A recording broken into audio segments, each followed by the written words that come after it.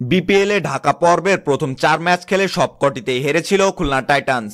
সিলেটে গিয়েই ভাগ্য বদলালো দলটির। রাজশাহী কিংসকে 25 রানে হারিয়ে টুর্নামেন্টে প্রথম জয়ের দেখা পেয়েছে টাইটান্সরা।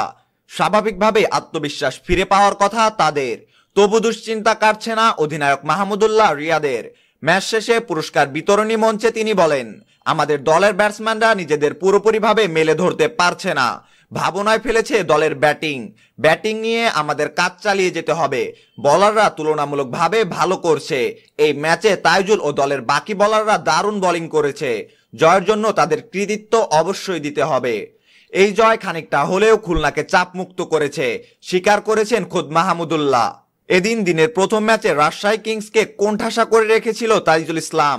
4 ওভার মাত্র 10 রানে 3 উইকেট তুলে নিয়েছে তিনি। সঙ্গত কারণে ম্যাচ সেরার পুরস্কারও উঠেছে তার হাতে। তাকে প্রশংসায় ভাসিয়েছে টাইটান্স অধিনায়ক। মাহমুদুল্লাহ বলেন, টানা 4 ম্যাচে আমরা হেরেছিলাম, আমাদের ওপর বাড়তি একটা চাপ ছিল। এই জয় সেই চাপ কিছুটা হলেও কমিয়েছে। সর্বোপরি তাইজুলকে ধন্যবাদ, ও অসাধারণ বোলিং করেছে। আশা করি সামনে সেটা তার কাছ থেকে আরো পাবো। মাহমুদুল্লাহর কথাগুলো আপনার কাছে কেমন লেগেছে সেটা জানাতে কমেন্ট বক্সে অবশ্যই কমেন্ট করুন। তাইজুলের কীর্তি সম্পর্কে জানাতেও ভুলবেন না। ক্রিকেটের নিত্য নতুন সকল সংবাদ সবার আগে পেতে চ্যানেলটি এখনই সাবস্ক্রাইব করুন। ধন্যবাদ।